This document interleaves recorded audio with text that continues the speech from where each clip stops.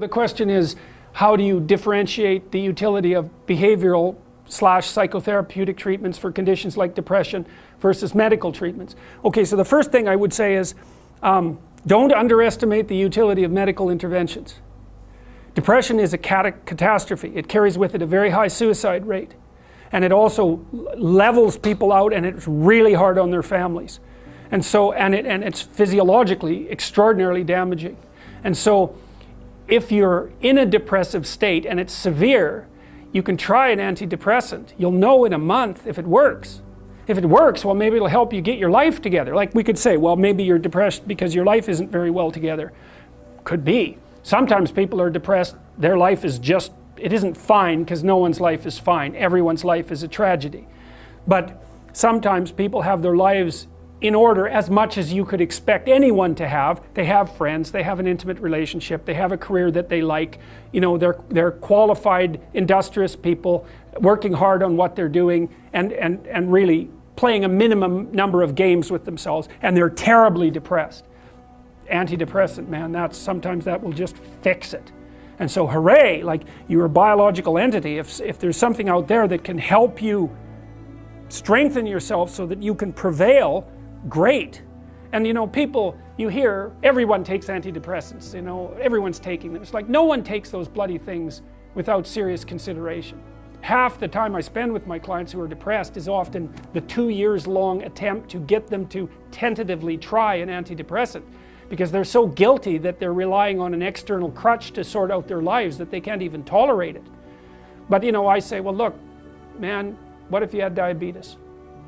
You're not going to take your insulin? It's like you got stressed, you blew out at your weakest point. That's what happens when you get stressed. If there's something out there that might help you, it's like, try it, for God's sake. You'll know in a month, and you just stop if it doesn't work. Now, having said that, you want to do a multidimensional analysis. It's like, well, do you have any friends? Do you have an intimate relationship, or are you pursuing one? Do you have a reasonable career? Are you as educated as you are intelligent? Do you have something useful to do with your time outside of work? Do you have a drug or alcohol problem? Are there other behavioral issues like sleep dysregulation and lack of eating that are contributing to the pathology? You want to differentiate all of that, and wherever you can make a behavioral intervention, so much the better. But sometimes too, you're dealing with people whose lives are so wrecked that they don't even know where to start. They're different than the ones who have everything in order, say. And you say, well, try this, man, maybe you won't cut your throat in the next month, because if you're dead, it's going to be hard to work with you. And medical interventions, anything. If you're sick, you do what is necessary to get better, and you leave your pride behind if you have to. And that says nothing about the utility of the behavioral interventions. You want to hit the problem with everything you have at your disposal. But some antidepressants, especially for people whose lives are together and who are depressed, antidepressants can be absolutely miraculous. So, you know, when you hear about the clinical evidence in their favor being iffy, and that's partly because the diagnosis of depression isn't very well formulated. It's very different to have a terrible life than to be depressed. And antidepressants can only help you so much if you have a terrible life. So, yeah. You want to stay inside this little map because it's working. You want to get from point A to point B, and this is good. This indicates that you are moving forward. That's the first thing it indicates. And the second thing it indicates, which is even more important, and you'll never hear this from behavioral psychologists, is that your map is correct. So every time you move a little bit forward and something that you want happens, it says, oh, the game I'm playing is the right game. And so not only does the reward indicate progress, it indicates that the frame within which progress is being calculated is the right frame. And that's good, because it's the frame that makes things irrelevant. And you want them to stay irrelevant. So if you don't move forward and you start to question the frame, that's way worse than merely not moving forward. You get a bad exam grade. What do you think? What the hell am I doing in university anyways? It's like, probably that's not the first place you should go with that piece of information. And you think, well, why? Why is that worse? Well, as far as I can tell, your map of you as a university student is a comprehensive representation. It tells you what you should do every day. It kind of tells you where you're going in the future. And if something emerges as an anomaly, you get a worse grade than you expected. and you blow that whole map, it's like, okay, what have you been doing for the last 4 years? What kind of high school student were you? How clueless are you about how you're arranging your future? What's your identity going to be if you're not going to be a student? Where are you going to end up in 5 years? It's like, so it's like that little grade, that bad grade is like a portal through which snakes can crawl. And that's exactly how you respond to it, especially if you open the door too much. Well, maybe this means that I shouldn't be in university. Well, one of the rules is you want to constrain the anomalous event to the minimal necessary domain. It's really, really important. You want to do that when you're arguing with your partner, which you'll do all the time. We have an argument. Well, I should never have married you. It's like, no, that's not the first response. That's a bad response. Or here's a really good one. You've always done that sort of thing, and you always will. It's like, oh good, great. It's like the only answer to that is to hit someone. Because like you're done, right? You're like that, you've always been like that. There isn't a chance that you can be repaired, and none of it is acceptable. It's like the person's going to fight with you right away, because what else are they going to do? So what you want to do is you want to minimize, it isn't rationalization. You want to say, okay, this person did something that disrupted our joint map. Okay, what's the smallest possible thing they could do to put it back together? And you have to know. Well, we need to make a plan so you don't do it again. Or we need to have a discussion so that you know that it wasn't a good thing to do. But I'm not going to go after your whole character. I'm going to say, when I come home and you're watching TV, just come to the door and say hello. Not, don't you love me? Or something like that. It's like, no, you just have to walk to the door and like give me a hug or something, and then that's good enough. And so then the other person might be able to tolerate that much corrective information, maybe, if you're kind of nice about it, and you also understand that they're probably going to have something equally horrible to say about you in the next 15 minutes because you're going to do something stupid. So you don't want to open the door so that every possible snake comes crawling through, because that's a pathway to depression. And you actually see that happening in depressed people, is that every small event produces a cascade through their entire value system, and they end up saying, well, that's just another reason that I should jump off a bridge. And they really see it that way. It's really awful because they've got no defenses. It's like, well, I didn't do so well in this course. It's like I'm going to get a bad mark in the exam. I'm going to get a bad mark in the course. That's going to screw up my ability to finish my degree. I'm never going to get into the field of my choice. It's just another piece of indication that I'm useless and that life isn't worthwhile. Bang, I'm going to jump off a bridge. And if you're really depressed, it's like each of those things hits you with the certainty of truth. It's really not good. And so you want to be careful. You want to be careful about walking down that pathway when you make a mistake. You think, okay, what's the narrowest framework of interpretation within which I can understand this that will require minimal behavioral change to decrease the probability that it will happen again? It's mental hygiene, fundamentally. Yes? When you say that these frames are scalable, yeah, there's multiple at the same time? We'll get to that. We'll get to that. That is the next question. It's because they don't exist in isolation. So, and that's another thing frequently when you hear behavioral accounts of cognitive processes, they generally only focus on as if it's an isolated thing. It's not. It's scalable. It's scalable a bunch of ways. It's scalable temporally, because what you do now is associated with what you'll do tomorrow, and that with what you'll do next week, and so forth. So it has to be scalable temporally. And it's also scalable socially, right? So it has an effect on you, that has an effect on your family, that has an effect on the community, and so forth. And so you don't want to take, it's very difficult to think through the effect of your action on all those scaling levels simultaneously, but you have mechanisms that allow you to do that. And see, I think that the sense of, let's assume that you're not lying to yourself constantly, so your head isn't full of chaos and garbage, and you have reasonable relationships with people in the world. I think that, and this is leaping way ahead, I think that your sense of meaningful engagement with what you're doing is the psychophysiological marker that you're acting in a way that takes all of the stacked representations into account simultaneously. Because you're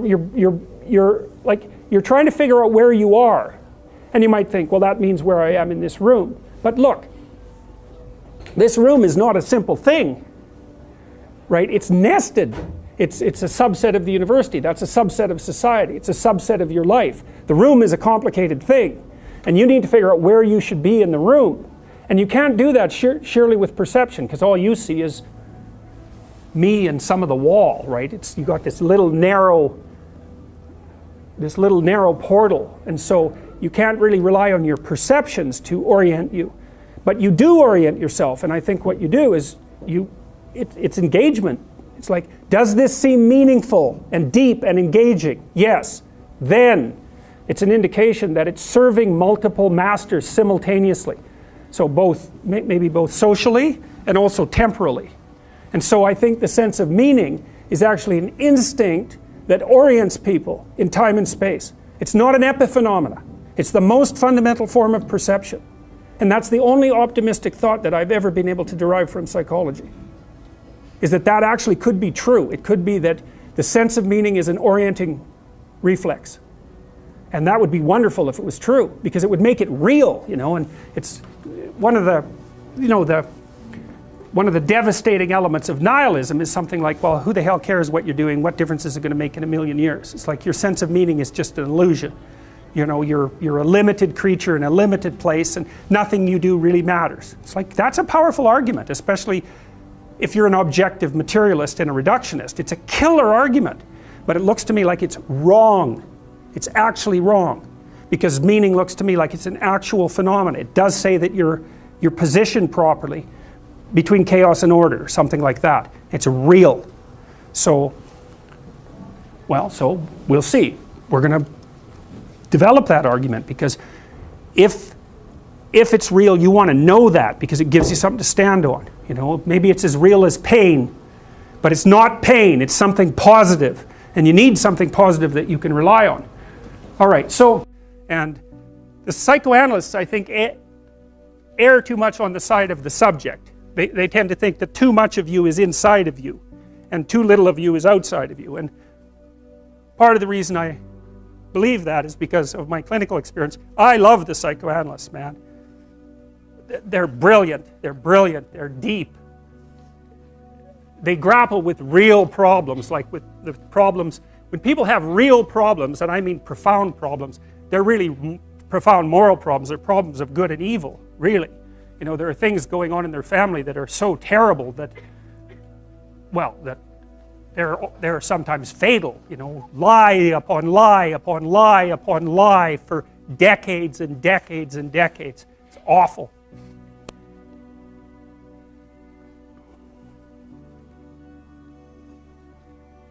And that's not exactly inside them. It's out there in the world. And lots of the people that I see, very famous critic of psychology, I can't remember his name, but I probably will, criticized the practice of psychology quite effectively I believe in the early 60s. The Myth of Mental Illness by Thomas Szasz, S-Z-A-S-Z. It's a classic. You should read it. If you're interested in psychology, read it. It's a classic. And he basically said, most people have problems in living. They don't have psychological problems. And so I've experienced, despite my love for the psychoanalysts, very frequently what I'm doing as a therapist is helping people have a life that would work. And you can parameterize that. It's like, what do you need? How about some friends? People kind of like that. How about an intimate relationship with someone that you can trust, that maybe has a future? That'd be good. How about a career that puts you in a dominance hierarchy somewhere, so at least you've got some possibility of rising, some possibility of stabilizing yourself, and a schedule and a routine, because no one can live without a routine. You just forget that. If you guys don't have a routine, I would recommend, you get one going, because you cannot be mentally healthy without a routine. You need to pick a time to get up.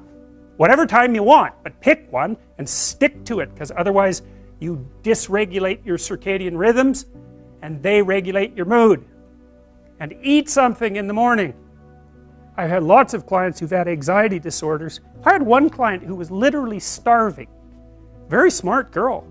There was very little that she liked. She kind of tried to subsist on half a cup of rice a day. She came to me and said, I have no energy. I come home, all I want to do is watch the same movie over and over. What, is that weird? And I thought, well, it depends on how hard you work. a little weird, but whatever. It's familiar. You're looking for comfort. So I did an analysis of her diet. It's like 3/4 of a cup of rice. It's like, you're starving. Eat something. You know,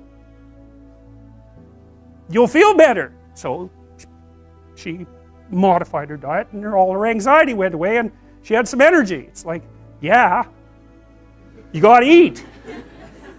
So a schedule, that's a good thing, man. Your brain will thank you for it. It will stabilize your nervous system. With a bit of a plan, that's a good thing. You need a career, you need something productive to do with your time.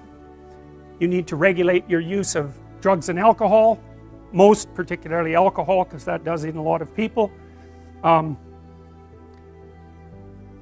need a family, like the family you have, your parents and all that. It'd be nice if you all got along, you could work on that. That's a good thing to work on. And then, you know, you probably need children at some point, and that's life.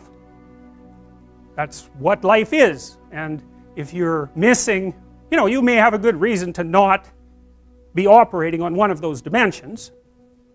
It's not mandatory, but I can tell you that if you're not operating reasonably well on 4, I think I mentioned 6, if you're not operating reasonably well on at least 3 of them, there's no way you're going to be psychologically thriving.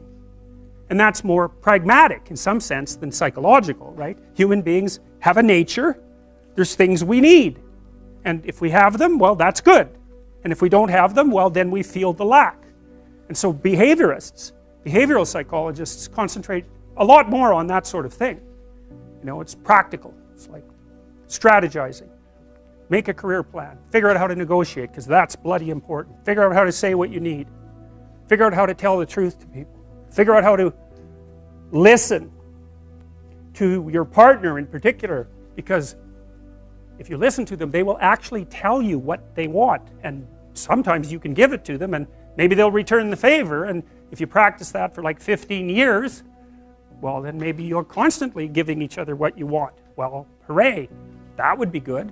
And then there's 2 of you under most circumstances, and it's better to have 2 brains than 1, because people think differently because of their temperament mostly. And so the negotiation is where the wisdom arises, and it's part of the transformation, the psychological transformation that's attendant on an intimate relationship, and one of the fundamental purposes of a long-term intimate relationship.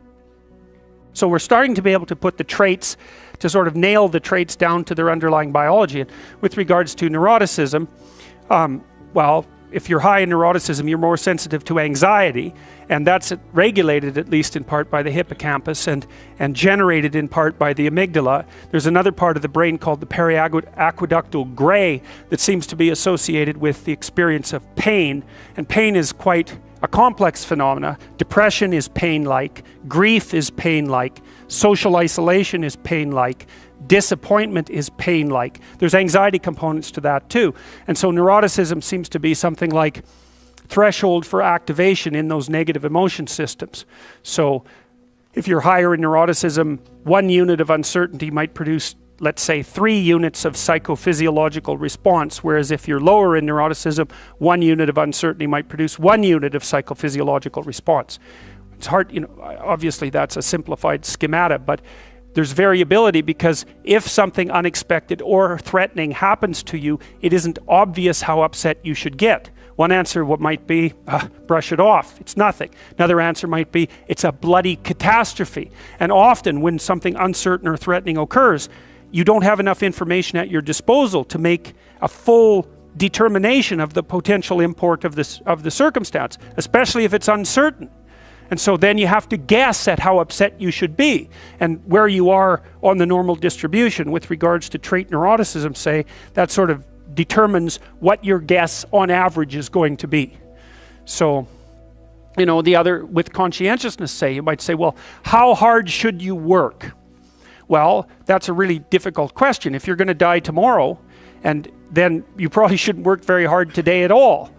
So one thing you might say is that the degree to which you should work hard is dependent on your assumptions about the stability of the future. We actually know this to be true, because if you put people in wildly uncertain circumstances, they discount the future. which is exactly what you should do, right? It only makes sense to store up goods for future consumption if the future is likely to be very similar to the past and the present. You need a stable society for that. And conscientiousness only works in a stable society, because all you do otherwise, if you're piling up goods, which is kind of what conscientious people do, is leaving them there for the criminals to take, or waiting for the next chaotic upheaval to wipe out everything that you've stored. And so even conscientiousness is a kind of guess. Hard-working people say, well, you know, sacrifice the present for the future. That's great, as long as the future is going to be there and you can predict it. But if it's not going to be there and it's unpredictable, then the right response is take what you can take right now while the getting's good. Now, you know, obviously there are troubles with that too, and I'm speaking, you know, I'm offering rough rules of thumb, but I'm trying to provide you with some indication of how and why these difference in value structures exist, because they're applicable in different environments. You know, sometimes in a dangerous social environment, it's not obvious that being an extroverted person is a good idea, because extroverted people, they stand out, especially if they're extroverted and creative, right? Because not only are they noisy and dominant and assertive, they're also colorful and flamboyant and provocative. What happens to people is that as they move towards zero, positive feedback loops get set up so they're more likely to hit zero. And as they move away from zero, positive feedback loops get set up so that they're increasingly more likely to move away from zero. So here's an example. Let's say you're not doing too bad, so maybe you're in the middle of the normal distribution, then you lose your job. Okay, and let's say you're a conscientious person. And we could say, just for the sake of argument, that you lose your job because of mass layoffs in your company. So it has nothing to do with you. It's fundamentally, it's just like luck of the draw, basically. But then what happens to you? Well, if you're conscientious, you're gonna go after yourself pretty hard. So you're gonna, and especially if you're also high in neuroticism, it's gonna depress you to lose your job. And maybe you're in a situation where you just, for one reason or another, you don't have that many other opportunities. Now, maybe you should have looked for them, but maybe you're in a depressed strata of the economy, or you're geographically located somewhere that makes moving difficult, or so on and so forth, you know. So, but you lose your job, and then you start to get depressed because of that. Well, then as you start to get depressed, you know, it decreases the probability that you're going to look for a job, but it also maybe starts to put stress on your family, and it also starts to decrease the probability that you're going to engage in positive social interaction. So now not only are you unemployed and suffering from economic stress, but your marriage is starting to suffer, and you're starting to isolate yourself from your friends. And then, of course, as your marriage suffers and the stress builds up, then that's going to make you more depressed, and that's going to keep you even farther away from your friends, and that's going to decrease the likelihood that you're going to have enough positive emotion and enthusiasm to look for another job. And then, you know, maybe you want to add a bit of a drinking problem to that just for fun, and you can see that you can get a spiral going that's just taking you down, right? And it's all sorts of things, because lots of times people conceptualize, let's say, you know, you're an unemployed guy and you go to counseling and you get a diagnosis of depression. And the thing about a diagnosis of depression, it's sort of like the assumption is there's something gone wrong with your psychological structure. It's like if you're unemployed and you're depressed, it isn't obvious at all that the problem is in your head. You know what I mean? It isn't even obvious that it's a psychological problem. It's just a problem, and problems can take you out. And so if you're unemployed and you're under economic stress and your marriage is starting to shake and you're isolating yourself from your friends and you're less likely to be motivated to go look for a job, you can sort of think about that as a depressive spiral, but you can also think of it as a conspiracy in some sense of external forces that are auguring you into the ground. And we don't tend to conceptualize psychological disorders that way, but we should, because lots of times when people are suffering from something that you could describe in psychological terminology, and depression is a very good example of that, it isn't obvious that there's something wrong with them psychologically. Often they just are in trouble. And there isn't a category in psychological diagnosis for client in serious trouble. But my experience has been almost without exception that the people that come to see me because something's gone wrong with their life, not because they have a psychological problem. Now you could say, well, their psychological inadequacies, such as they might be, are interfering with their ability to recover, or maybe even served as precursors to increase the probability of the catastrophe. And so a well-functioning personality has all the micro routines in place. That's actually something that you help people with if you're a behavioral therapist, because one of the things you assume if you're a behavioral therapist is that sometimes the reason people aren't doing things is because they don't know how. Sometimes maybe the person's depressed but potentially high functioning. They got all the damn micro routines. They're well socialized. They're just dormant. You got to get them awake again and implementing them. But sometimes you get someone in your practice, say, who's just been neglected like you cannot believe, right? The parents never paid any attention to them, or maybe just punished them every time they did something good. That's really fun. And then, they didn't make friends, and so they're really, really vague and poorly articulated. And so then what you do is you work at the bottom of the micro routines and get them to practice building up all these little attributes that they didn't build up. And one of the things you can think about in terms of character development is, so now maybe you understand something about your own personality. You might say, well, what could you do to improve your personality? And the answer is, develop some of the micro routines on the other side of the personality distribution. So if you're disagreeable as hell, maybe you could start learning how to do nice things for people.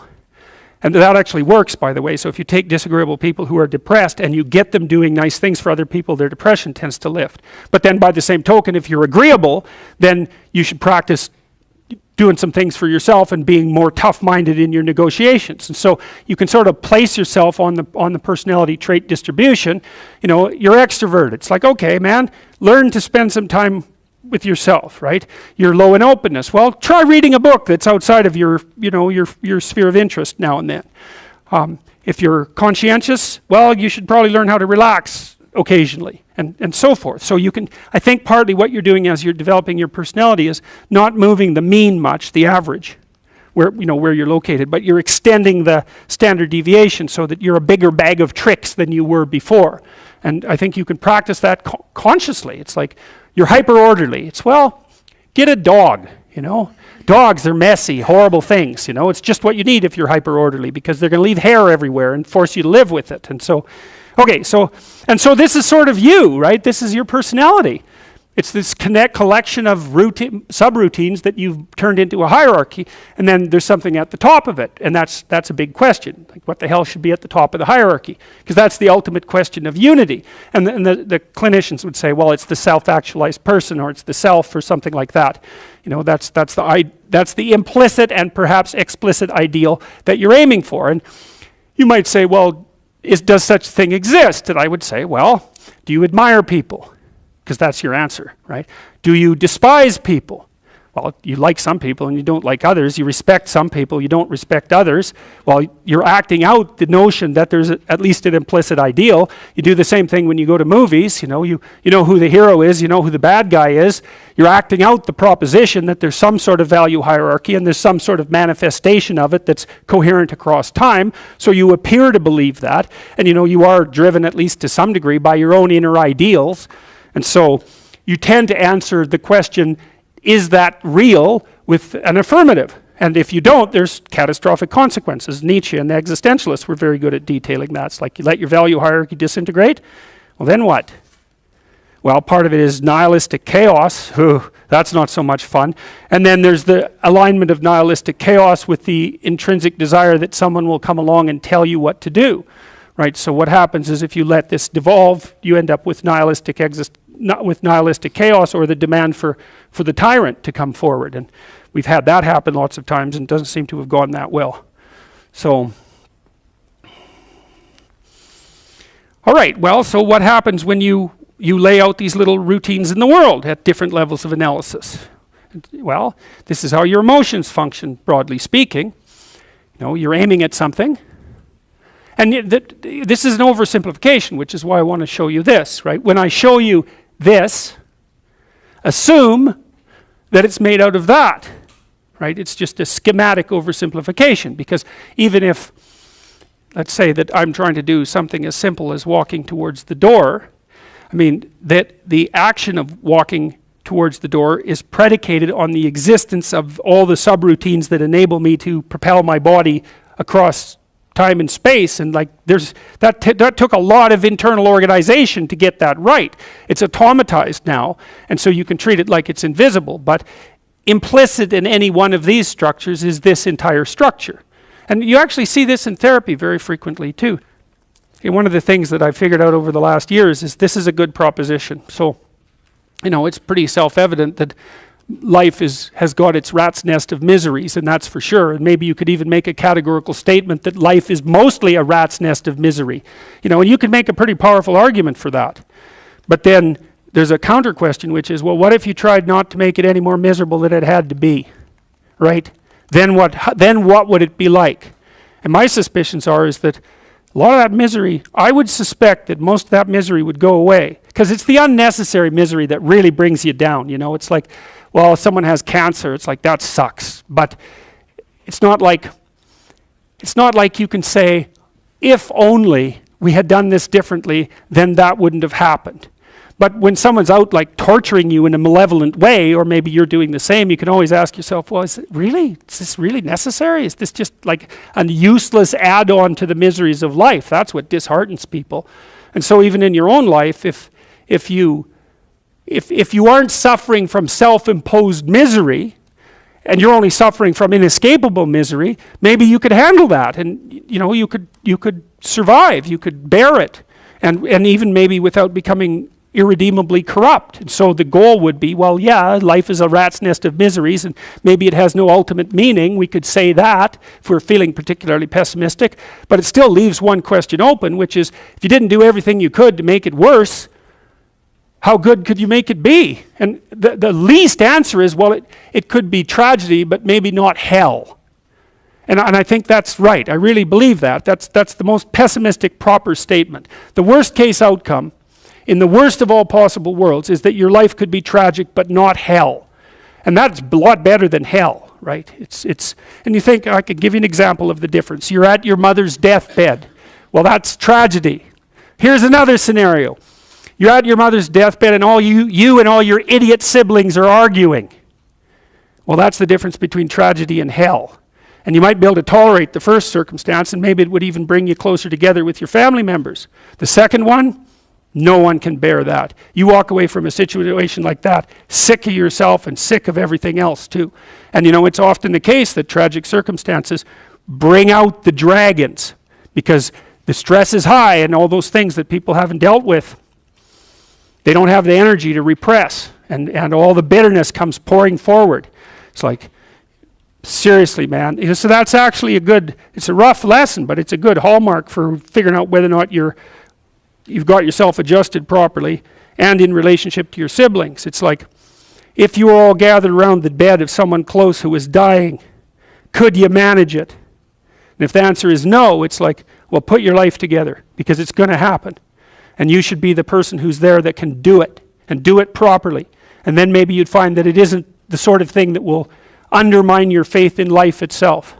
And I've seen both of those situations, ugly situations, murderously ugly situations. And then they're opposite, where people have had terrible things happen to them as a family, and they pull together and they rebuild their damn ship and they sail away. And so that seems to me to be a lot better. That makes you Noah when the flood comes, right? Well, okay, so the same thing. The question emerges. Well, who are you? Well, you could say, you're this plan. That's how people usually identify. Maybe they have no plan at all and they're just in chaos, right? That's like being in the belly of the beast. They're nihilistic in chaos. They have no plan. They're just chaos itself. And that's a very dreadful situation for people to be in. Or maybe they conjure together a plan. That's their identity. It's kind of fragile and they're holding on to that with everything they've got. It's their little stick of wood that they're floating in the ocean, clinging to. And so they're identifying really hard with that plan. That's what happens when you're an ideologue, is that you're identifying really hard with that plan. The problem is, if something comes up to confront it, well, how do you act? Well, you can't let go of the plan because you drown. Then you cling to it rigidly. Well, that's no good, because then you can't learn anything. And then if that's you're a totalitarian, you're not going to learn anything. You're going to end up in something that's close enough to hell so that you won't know the difference, and you might drag everyone along with you. And that's happened plenty of times, right? It's the whole story of the 20th century. It happened over and over and over. And it happens in people's states. It happens in their business organizations. It happens in their cities. It happens in their provinces. It happens in their states, and it happens in their psyches, all at the same time. You can't blame the manifestation of that sort of thing on any of those one levels. It happens when a society goes down that way, it goes down everywhere at the same time. It's not the totalitarians at the top and all the happy people striving to be free at the bottom. It's not that at all. It's totalitarianism at every single level of the hierarchy, including the psychological. And so you don't want to be the thing, you don't want to be in chaos, that's for sure, but you don't want to be the thing that clings so desperately to the raft that you can't let go when someone comes to rescue you, right? You don't want to be that. So then you think, well, exactly what are you? You're not the chaos, you're not the plan. Maybe you're the thing that confronts the obstacle. And I would say that's the categorical lesson of psychology insofar as it has to do with personal transformation. Because that's what you always teach people in psychotherapy. I don't care what sort of psychotherapist you are. You're always teaching them the same thing. You're the thing that can, you're not the plan. You're the thing that can confront the obstacle to the plan. And then when you know even further that the obstacle is not only an obstacle, but opportunity itself, well, then your whole view of the world can change, because you might think, well, I've got this plan, something came up to object to it. It's like, it's possible that the thing that's objecting has something to teach you that will take you to the place where you develop an even better plan. And it's a nice framework to use. It's like, are you so sure that this is a problem? Is that the only way that you can look at it? Or is it an opportunity? I mean, I'm not trying to be, naively optimistic. There are some things that's pretty hard to extract gold from some dragons, and maybe the death of a family member is a good example of that. But even in a situation like that, I can tell you that it's an opportunity for maturation, that's for sure. And the thing is, you might say, well, it's pretty miserable to be digging for gold when someone's falling into the grave. Well, if they really love you, first of all, that's what they'll want you to do. And second, you're going to make their death a lot more palatable experience for them if you're someone who can be in the room and be helpful instead of be, quivering in the corner and feeling that the entire world is collapsing in on you. I mean, that's another. You want to be the useful person at the funeral. How's that for a goal? That's a good goal, man. You know that you've got yourself together in a situation like that because you're going to be at them. And maybe you want to be the person on whose shoulder people cry. That'd be a good goal. And it's kind of, I don't like being naively optimistic, so when I tell you to get your life together, I'm not going to say roses and sunshine. It's like, that's pablum for fools. But it really is something to be the reliable person at a funeral. There's this idea in Jungian psychology called the circumambulation. And Jung had this idea that you had a potential future self, which would be in potential everything that you could be. And that it manifests itself moment to moment in your present life by making you interested in things. And the things that you're interested in are the things that would guide you along the path that would lead you to maximal development.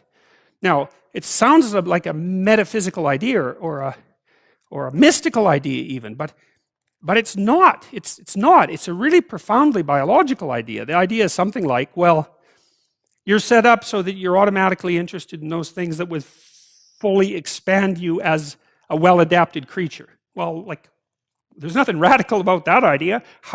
What else could possibly be the case? Unless there's something fundamentally flawed about you, that is what the situation would be. It's kind of interesting to think about how that would be manifest moment to moment, but the idea is something like, well, your interest is captured by those things that lead you down the path of development. Well, that better be the case. Okay, so that's fine. And so there's some utility in pursuing those things that you're interested in. That's the call to adventure, let's say. And the call to adventure takes you all sorts of places. Now, the problem with the call to adventure is, like, what the hell do you know? You might be interested in things that are kind of warped and bent. And often it's the case that when new parts of people manifest themselves and grip their interests, say, they do it very badly and shoddily. And so you stumble around like an idiot when you try to do something new. That's why the fool is the precursor to the savior from the symbolic perspectives, because you have to be a fool before you can be a master. And if you're not willing to be a fool, then you can't be a master. So you're gonna, it's an error-ridden process. And that's also laid out in the Old Testament stories, because the first thing that happens to all these patriarchal figures when God kicks them out of their father's house when they're like 84 is that they run into all sorts of trouble, and some of it's social, and some of it's natural, and some of it's a consequence of their own moral inadequacy. So they're fools. But the thing that's so interesting is that despite the fact that they're fools, they're still supposed to go on the adventure. And that they're capable of learning enough as a consequence of moving forward on the adventure so that they straighten themselves out across time. And so it's something like this. So this circumambulation that Jung talked about was this continual, we'll return to this continual circling in some sense of who you could be. You might notice, for example, that there are themes in your life. You know, when you go back across your experiences, you see you kind of have your typical experience that sort of repeats itself. And there might be variation on it, like a musical theme, but it's like you're circling yourself and getting closer to yourself as you move across time. That's the circumambulation. Now, you remember that for a sec, because we'll go back to it. Okay, so imagine that something glimmers before you. It's an interest that's dawning, and you decide, well, first of all, you're paralyzed. You think, well, how do I know if I should pursue that? It's probably a stupid idea. And the proper response to that is, you're right, it probably is a stupid idea, because almost all ideas are stupid. And so the probability that as you move forward on your adventure that you're going to get it right the first time is zero. It's just not going to happen. And so then you might think, well, maybe I'll just wait around until I get the right idea, and which people do, right? So they're like 40-year-old, 13-year-olds, which is not a good idea. And so they wait around until it's waiting for Godot, until they finally got it right. But the problem is you're too stupid to know when you've got it right. So waiting around isn't going to help, because even if the perfect opportunity manifested itself to you in your incomplete form, the probability that you would recognize it as the perfect opportunity is zero. You might even think it's the worst possible idea that you've ever heard of anywhere. Highly likely. Highly likely. So you have, there's, Nietzsche called that a will to stupidity, which I really liked. So, because he thought of stupidity as being, you know, it's you have to take it into account fundamentally and work with it. And so you can take these tentative steps on your pathway to destiny, and you can assume that you're going to do it badly. And that's really useful, because you don't have to beat yourself up. It's pretty easy to do it badly. But the thing is, it's way better to do it badly than not to do it at all. And that's the continual message that echoes through these historical stories in Genesis. It's like, these are flawed people. They should have got the hell out of their house way before they did. And they go out and they stumble around in tyranny and famine and self-betrayal and violence. But it's a hell of a lot better than just rotting away at home. And that's great. So that's good. And so why is that? Well, okay, so you start your path and you think that you're heading, you know, towards your star. And so you go in that direction. And then, because you're here, the world looks a particular way, but then when you move here, the world looks different, and you're different as a consequence of having made that voyage. And so what that means is that now that thing that glimmers in front of you is going to have shifted its location, because you weren't very good at specifying it to begin with, and now that you're a little sharper and more focused than you were, it's going to reveal itself with more accuracy to you. And so then you have to take a, you know, it's almost like a 180-degree reversal. But it isn't, because, you know, you've gone this far, and that's a long ways to get that far. But that's a lot farther than you would be if you just stayed where you were, waiting. And so it doesn't matter that you overshoot continually, because as you overshoot, even if you don't learn what you should have done, you're going to continually learn what you shouldn't keep doing.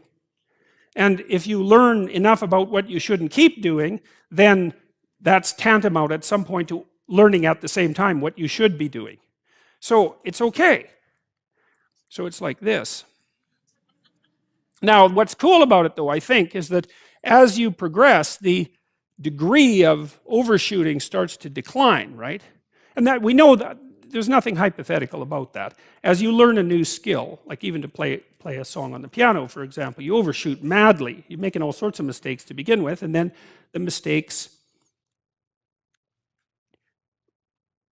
they disappear. There's a great TED talk, I think it was, about this guy set up a really advanced computational recording system in his home and recorded every single utterance his young child made while learning to speak. And then he put together the child's attempts to say certain phonemes and put them in a list, and you can hear the child deviating madly to begin with, and then after hundreds and hundreds of repetitions, just zeroing right in on the exact phoneme. So, you might not know this, but when kids babble, because they start babbling when they're quite young, they babble every human phoneme, including all sorts of phonemes that adults can't say. And then they die into their language, so that after they learn, say, English, then there's all sorts of phonemes they can no longer hear or pronounce. But to begin with, it's all there, which is really quite interesting. But so as they learn a particular language, they zero in on the proper way to pronounce that, and their errors minimize. And every time you learn something, that's how it is. And that's really useful to know, too, because it means that it's okay to wander around stupidly before you fix your destination. Now, you see that echoed in Exodus, right? Because what happens is that the Egyptians, or the Hebrews, escape a tyranny, which is kind of whatever you do personally and psychologically when you escape from your previous set of stupidly held and ignorant and stubborn axioms. It's like, away from that tyranny. It's like, great, I freed myself from that. Well, then what? Well, you think, well, now I'm on the way. No, you're not. Now you're in the desert, where you wander around stupidly, and worship the wrong things until you finally organize yourself morally again and head in the proper direction. So that's worth knowing too, because you think, well, I got rid of a lot of things, excess baggage that I didn't need in my life, and now everything's okay. It's like, no, it's not. You've got rid of a whole set of scaffolds that were keeping you in place, even though they were pathological. And now you have nothing, and nothing actually turns out to be better than something pathological, but you're still stuck with the problem of nothing. And that's exactly why Exodus is structured the way that it is. It's that you escape from a tyranny. It's, hooray, we're no longer slaves. Yeah, well, now you're nihilistic and lost. It's not necessarily an improvement. But it is it's also useful to know that, because you can also be deluded into the idea that, imagine that you're trying to become enlightened, which might mean to turn all those parts of you on that could be turned on. You think, well, that's just a linear pathway uphill. It's just from one success to another. No, it's not. It's like, here you are, and you're not doing too badly, and the first step is a complete bloody catastrophe. It's worse. And then maybe you can pull yourself together, and you hit a new plateau, and then that crumbles and shakes, and bang, it's worse again. And so, because part of the reason that people don't become enlightened is because it's punctuated by intermittent deserts, essentially, by intermittent catastrophes. And if you don't know that, well, then you're basically screwed, because you go ahead on your movement forward and you collapse, and you think, well, that didn't work, I collapsed. It's like, no, that's par for the course. It's not indication that you failed, it's just indication that it's really hard. And that when you learn something, you also unlearn something. And the thing you unlearned is probably useful, and unlearning it actually is painful. Let's say if you have to get out of a bad relationship. It's like there isn't any relationship that's 100% bad. And so when you jump out of it, well, maybe you're in better shape, but you're still lonesome and disoriented, and you don't know what your past was, and you don't know what your present is, and you don't know what your future is. That's why people stay with the devil they know instead of, looking for the devil they don't know. So anyways, the fact that you're full of faults doesn't mean you have to stop. And thank God for that. That's a really useful thing. And the fact that you're full of faults doesn't mean that you can't learn. And so you can posit an ideal, and you're going to be wrong about it, but it doesn't matter, because what you're right about is positing the ideal and moving towards it. If the actual ideal isn't conceptualized perfectly, well, first, surprise, surprise, because what are you going to do that's perfect? So it doesn't matter that it's imperfect. It just matters that you do it and that you move forward. So that's really positive news as far as I'm concerned, because you can actually do that, right? You can do it badly. Anyone can do that. So that's useful. Okay, so if you were an efficient person, you would have just done that. But you're not. But who cares? You still end up in the same place. And maybe the trip is even more interesting. Who knows? Probably too interesting.